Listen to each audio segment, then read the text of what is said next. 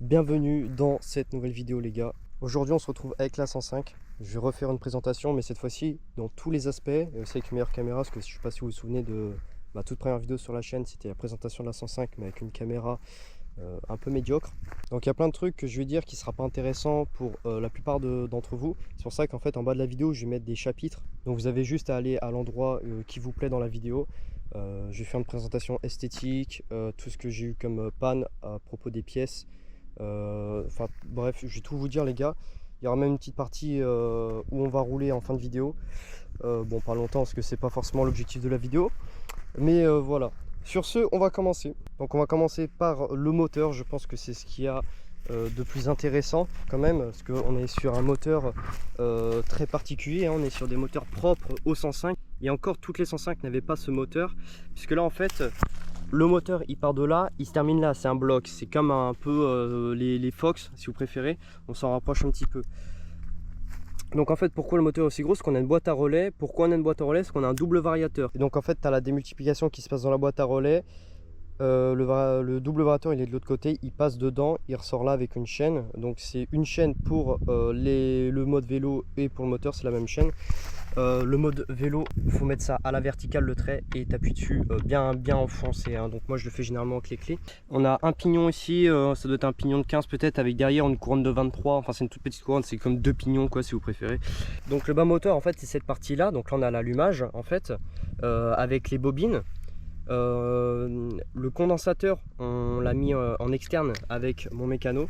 D'ailleurs mon mécano Eric, que je tiens grandement à remercier car c'est grâce à lui qu'elle roule en fait, hein, voilà. Il l'a restauré hein, quasiment entièrement, bon, en gardant quand même pas mal de pièces d'origine parce que vous allez le voir, hein, tout ce qui est par exemple le vélo il est ultra rare, hein. Pour en avoir un faut acheter un autre moteur, donc bon, un peu chiant quoi.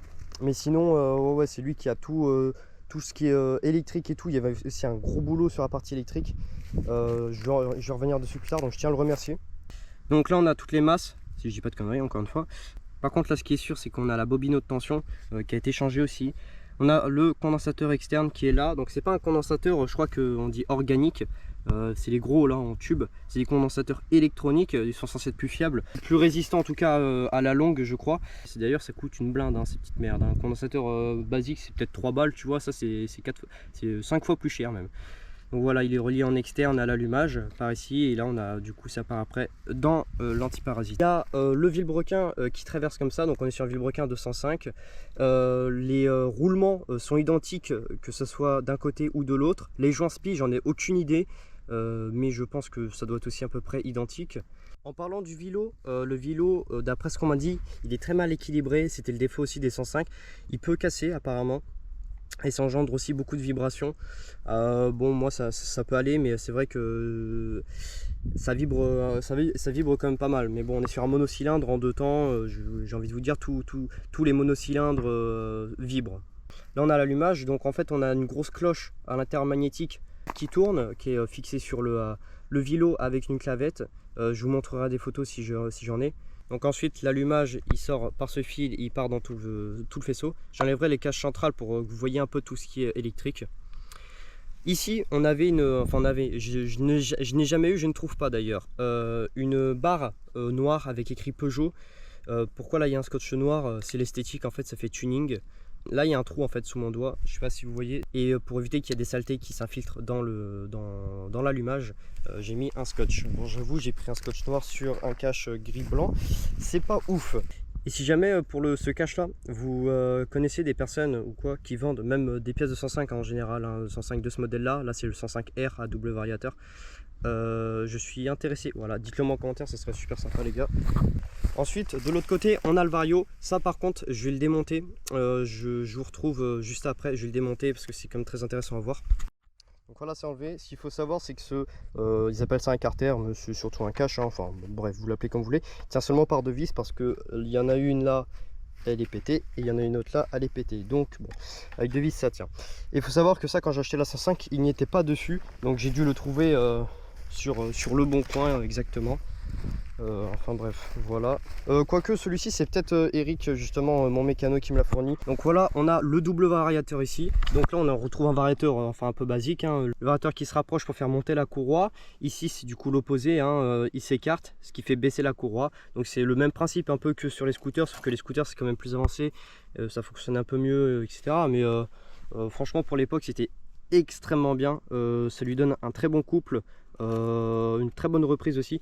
Donc là on a fait à peu près tout ce qui est bas moteur avec du coup l'allumage et le vario. On va passer au haut moteur. Donc le haut moteur on est sur un cylindre de transfert.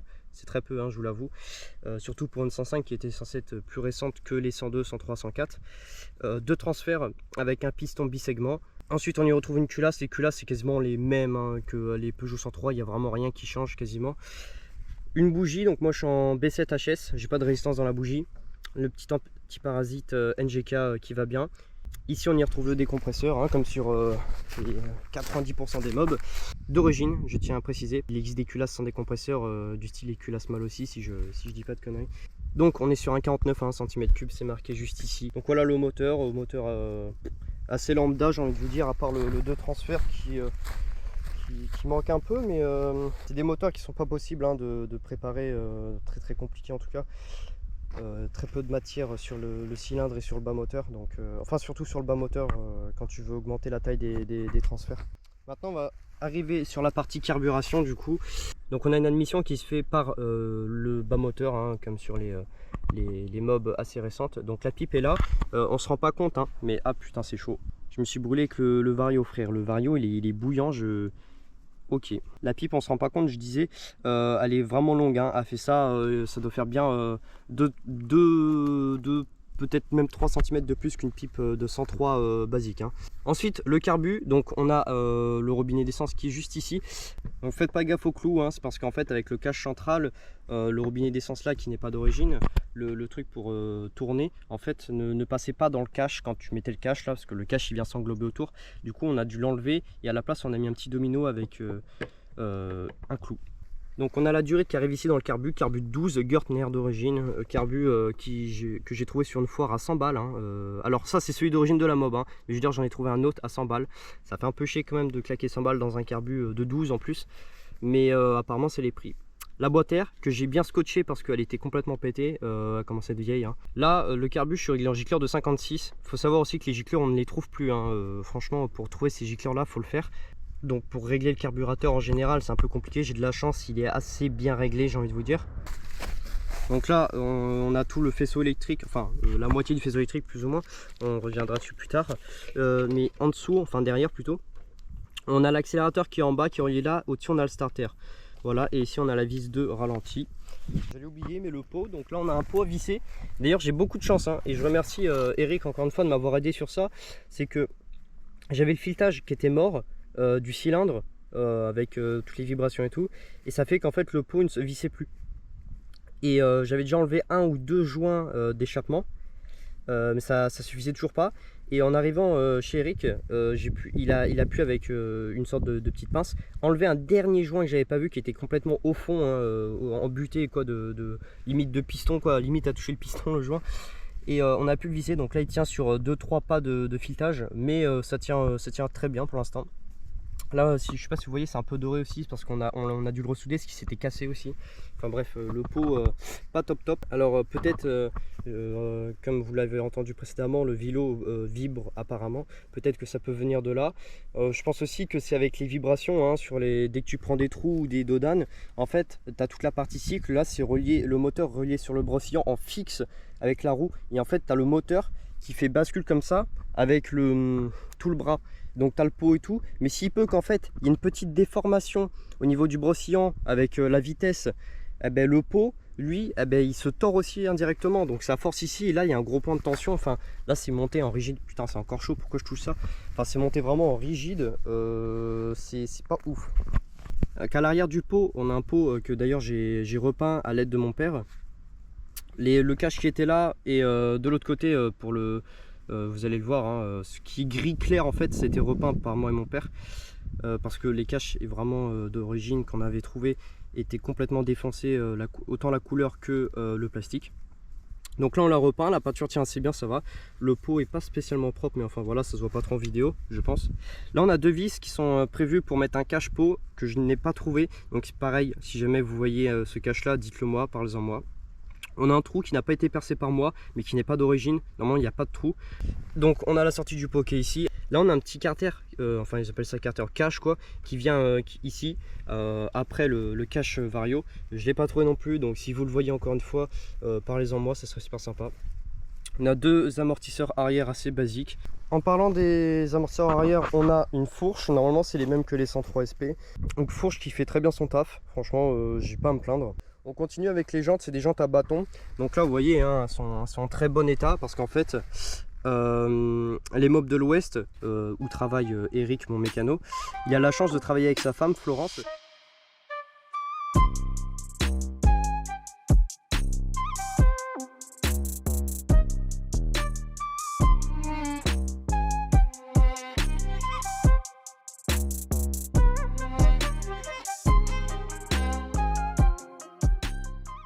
Il a la chance de travailler avec sa femme Florence, qui je la remercie dans cette vidéo, parce qu'en fait elle m'a clairement sablé les jantes et refait la couleur. Donc vous voyez, hein, franchement c'est nickel. Et parce que les jantes étaient défoncées, hein, faut le savoir, la couleur elle commençait à moitié à être attaquée par la rouille. Donc à l'arrière c'est un peu plus chaud, vous voyez, les jantes là ont pas mal souffert. Peut-être qu'aussi elle s'est pris des cailloux, hein, à force de rouler dans les chemins, enfin voilà. La couleur est d'origine, donc vous voyez, hein, c'est plutôt bien conservé, la couleur est pas trop rouillée, il y a des petites taches là, mais rien de bien méchant. On a le réservoir qui est assez spécifique aussi des 105. Donc faut mettre le volant droit, tu soulèves, tu passes sur le côté et tu ouvres. Et en fait là tu retrouves du coup le réservoir avec le bouchon et la durite d'essence. Donc là elle est un petit peu décollée parce qu'en fait elle tient pas dans le truc. Il aurait fallu une durite un tout petit peu plus large. Et en fait là on a un demi, je sais pas si vous voyez, donc ça correspond à la moitié. Et d'ailleurs il faut savoir que là je suis en dessous de un quart, je suis ici. Oui, je prends des risques, mais bon, non, je suis pas très loin de chez moi. En plus vous avez dû le savoir, il y a 2 semaines je suis tombé en panne, j'ai dû me taper 40 minutes de pédalage. Je fais pas trop le malin, donc voilà. Ici on a un klaxon, ici le phare avant, ampoule d'origine je crois.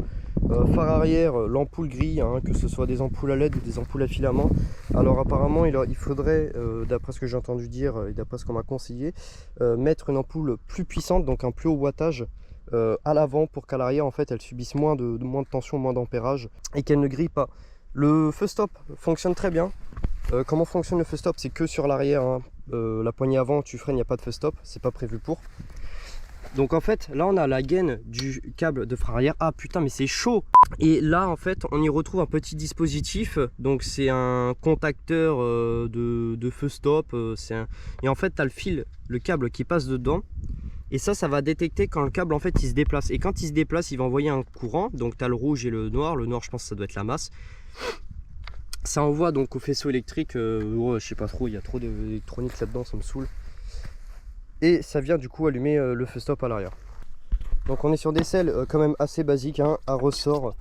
Donc à couine un peu parce que voilà, le ressort il est bien rouillé aussi en dessous. Là ce n'est pas une boîte à outils, c'est en fait l'emplacement où tu mets une batterie avec, il y a aussi un fusible et je crois qu'il y a un transformateur. À moins qu'il soit là le transformateur. Non, là il y a un transformateur et ça doit être un relais je crois. Enfin bref. Donc il y a quand même pas mal d'électronique là-dedans. En fait tu as les câbles, tu vois, qui remontent là. Donc ça c'est la sortie de l'allumage, le truc jaune. Tu débranches quand tu vas enlever l'allumage. Ça, cette connectique là que vous voyez, 2 câbles, en fait c'est le démarreur électrique. Le démarreur qu'on retrouve en dessous. Ah, il y a un cache, vous voyez il fait ça, c'est le cache du démarreur. Parce que oui, c'est équipé d'un démarreur électrique qui en fait vient faire rouler, faire tourner pardon, le volant magnétique de l'allumage. Il y a des dents, je vous montrerai des photos, hein. J'ai plein de photos normalement, tout le long de la vidéo ça doit s'afficher les photos si jamais je les retrouve. Et donc on a une batterie 12 volts, moi c'est une batterie au gel que j'ai.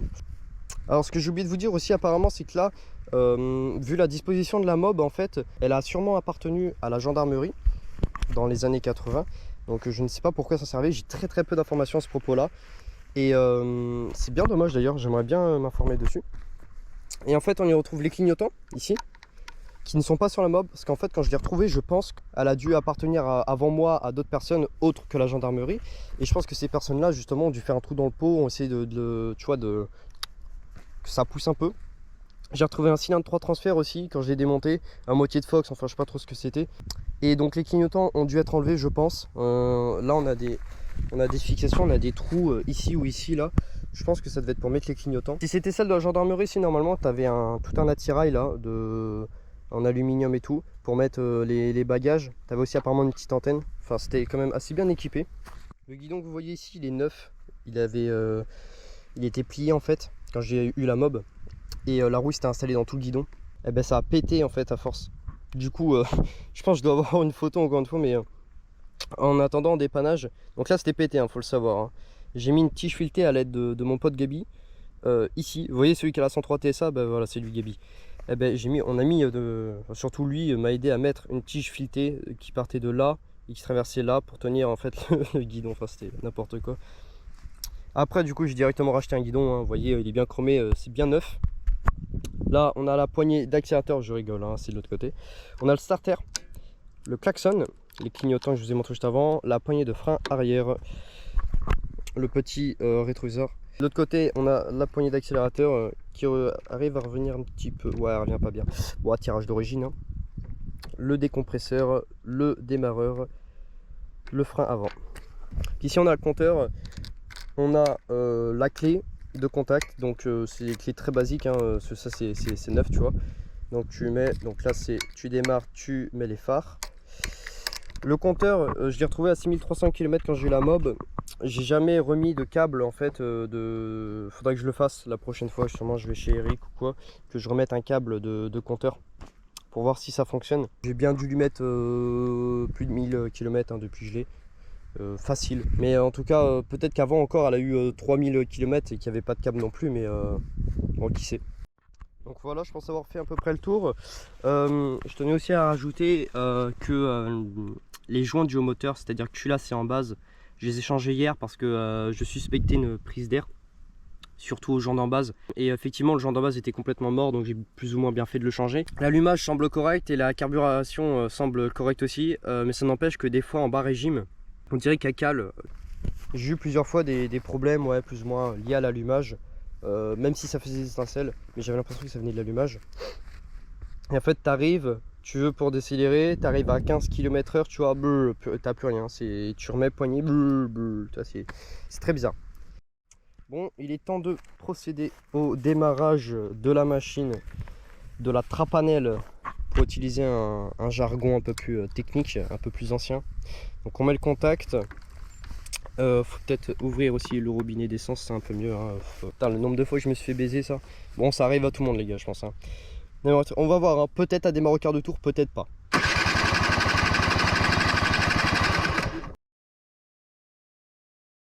Donc voilà, j'ai réussi à la démarrer, j'ai eu beaucoup de mal quand même.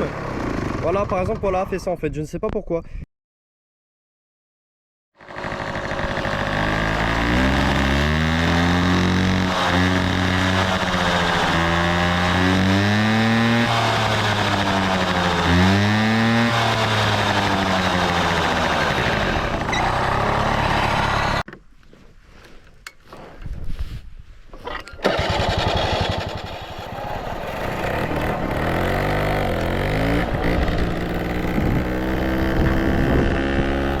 Moi j'ai de la chance, elle a démarré.